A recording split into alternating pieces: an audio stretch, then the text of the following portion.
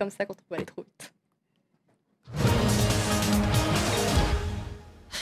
Voilà, Karim, vous me pardonnez. Hein. Je vous pardonne. Alors, vous nous parlez beaucoup ce soir dans votre chronique de cette journée internationale contre les violences faites aux femmes. Alors, on commence avec le Huffington Post, qui, une fois n'est pas coutume, a demandé à un groupe de rock d'aller faire une interview. Ce groupe s'appelle les Fatal Picards. Alors, ils ne les ont pas choisis au hasard. Ce groupe a fait un titre il y a quelque temps qui s'appelait Gros Con, qui raconte le quotidien douloureux d'une femme confrontée aux violences quotidiennes. On va peut-être en découvrir quelques images. En tout cas, ils ont posé la question que beaucoup se posent à Najat Vallaud-Belkacem. Est-ce que ça sert vraiment à quelque chose, une journée, pour ou contre ce genre de journée? Il y en a tellement qu'on s'y perd. Alors, est-ce qu'elle ne perd pas de sa force? Est-ce qu'elle n'est pas banalisée?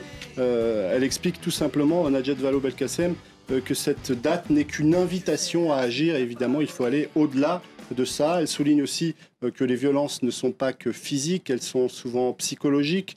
Et elle souligne qu'au moment où il commence à y avoir un déséquilibre dans le couple, qu'il y en a un qui est affaibli, c'est déjà le début d'une forme de violence. C'est ce qu'explique aussi le site Atlantico, mais Atlantico, pour le coup, ne s'est pas beaucoup fatigué. Le site internet a ressorti l'article qu'ils avaient publié l'année dernière pour la journée contre les violences faites aux femmes. Ils auraient peut-être pu faire un petit effort cette fois-ci. On en parle dans la presse étrangère aussi. Alors on en parle dans la presse étrangère. Le Huffington Post du côté du Québec qui lui veut aller plus loin que cette journée. 12 jours à travers le Québec pour dénoncer les violences faites aux femmes. On en parle aussi sur ce site internet Radio Okapi qui donne la parole à Geneviève Inagossi qui est la ministre de la Famille et qui explique que on ne se doute pas à quel point ces violences dépassent largement les femmes qui sont violentées. Les violences, explique-t-elle, en République démocratique du Congo, eh bien, elles font obstacle au développement du pays tout entier. Et puis, ce site internet Algérie Focus, qui consacre une partie, enfin en tout cas un dossier à ces pays arabes. Quel est le pire pays arabe pour une femme en se basant sur cette étude, l'étude réalisée par Thomson Reuters Foundation qui dresse un triste bilan pour le pays arabe, notamment du côté de l'Égypte, où les femmes sont particulièrement touchées, on le sait déjà, des violences presque quotidiennes. Mais cette étude souligne aussi que si les femmes avaient beaucoup espéré avec la révolution, finalement leur sort s'est encore dégradé. On souligne aussi que le nombre d'excisions s'est accru en Égypte. Dans ce triste palmarès, on retrouve aussi l'Irak, dont on parle beaucoup moins ces derniers temps, mais où les femmes sont confrontées à des violences extrêmes. Et puis, nos confrères de RFI se sont arrêtés sur la Syrie, où l'état de guerre les rend encore plus vulnérables.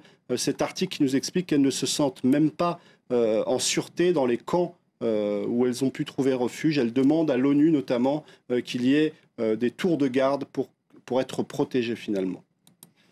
Vous vouliez aborder une autre histoire, un autre sujet que l'on évoque déjà dans nos journaux, c'est cet accord hier sur le nucléaire iranien. Il y a beaucoup de réactions sur la toile. Alors, beaucoup de réactions et on reprend pas mal la presse iranienne.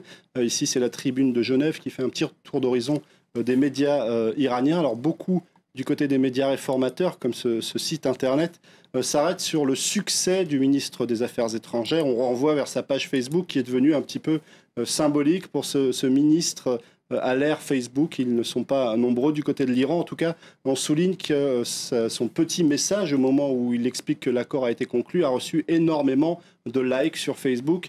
Et puis, cet autre journal réformateur aussi, qui s'appelle Arman, l'a mis en une avec cette grande photo. Cette petite fille, c'est la fille d'un spécialiste du nucléaire qui est mort dans un attentat en 2011. Alors évidemment, du côté de la presse conservatrice, on est beaucoup plus prudent, notamment du côté de ce site internet, Kayan, qui dit qu'il faut toujours se méfier et continuer de se méfier des États-Unis. Je vous remercie Karim pour votre chronique ce soir. Un œil sur les médias.